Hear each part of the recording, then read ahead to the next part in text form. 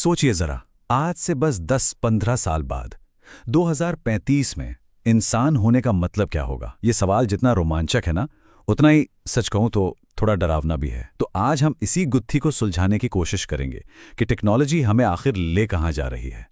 चलिए मिलकर पता लगाते हैं। और देखिए, ये सवाल सिर्फ गैजेट्स या मशीनों का नहीं है। नहीं, ये सीधा सीधा हमारे भविष्य का सवाल है, हमारे वजूद का सवाल है। क्या टेक्नोलॉजी हमारी सबसे बड़ी ताकत बनेगी या हमारी सबसे बड़ी कमजोरी? ये एक ऐसी बहस है ना जिसके दोनों पहलुओं को समझना बहुत बहुत जरूरी है। तो चलिए शुरुआत कुछ पॉजिटिव से करते हैं। एक उम्मीद भरी तस्वीर देखते हैं। एक ऐसा भविष्य जहां एआई कोई विलेन नहीं बल्कि हमारा पार्टनर है। एक ऐसा पार्टनर जो हमारी काबिलियत को, हमारी ताकत को कई गुना बढ़ा देता है।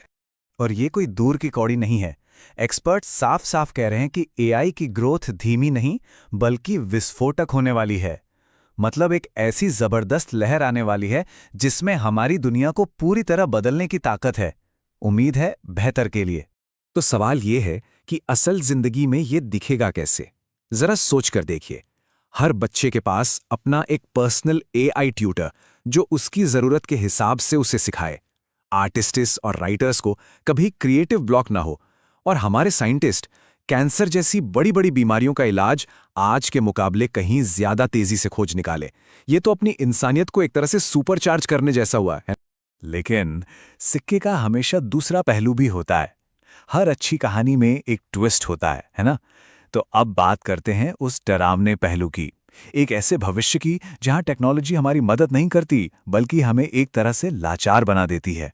एक ऐसा भविष्य जहां हम अपनी सबसे बुनियादी इंसानी काबिलियत ही खो बैठते हैं। ये जो वादा और खतरा है ना, ये एक दो-धारी तलवार की तरह है। एक तरफ बेहतर लर्निंग तो दूसरी तरफ अपने हुनर को ही खो देने का डर। सोचिए क्या होगा अगर हम दिमाग में हिसाब किताब करना ही भूल जाएं क्योंकि कैलकुलेटर तो है ही। या क्या होगा अगर सबकी पेंटिंग, सबका म्यूजिक एक जैसा लगने लगे क्योंकि सब एक ही एआई टूल इस्तेमाल कर रहे हैं। यही वो असली खतरा है जिस पर हमें बहुत गंभीरता से सोचना होगा। एक्सपर्ट्स एक बहुत ही खास चीज को लेकर फिक्रमंद हैं। एक ग्रीक शब्द है फ्रोनीसिस। इसका मोटा मोटा मतलब है प्रैक्टिकल विजडम या कहें व्यावहारिक ज्ञान। अब ये सिर्फ किताबी ज्ञान नहीं है कि 2 और 2 4 होते हैं। नहीं, ये वो समझ है जो हमें मुश्किल हालात में सही और गलत का फैसला करने में मदद करती है। ये वो इंसानी सूझबूझ है जिसे कोई मशीन, कोई एल्गोरिदम कॉपी नहीं कर सकती। और ये चेतावनी बहुत गंभीर है। जरा कल्पना कीजिए एक ऐसी दुनिया की जहां टेक्नोलॉजी की लगाम सिर्फ कुछ गिने चुने लोगों के हाथ में हो और बाकी पूरी आबादी उन पर निर्भर हो जाए। ये तो एक नए जमाने की सामंतशाही होगी, एक तरह की डिजिटल गुलामी, जहां हम अपनी सोचने की, फैसला लेने की आजादी ही गंवा बैठेंगे। तो फिर असली जड़ क्या है इस खतरे की? वो है आसानी का लालच, आराम का आकर्षण। जब हर मुश्किल काम बस एक क्लिक पर हो जाएगा तो क्या हम मेहनत करना ही छोड़ देंगे? क्या हम अपने दिमाग पर जोर डालना बंद कर देंगे? आखिर में ये चुनाव है सुविधा और संघर्ष के बीच का।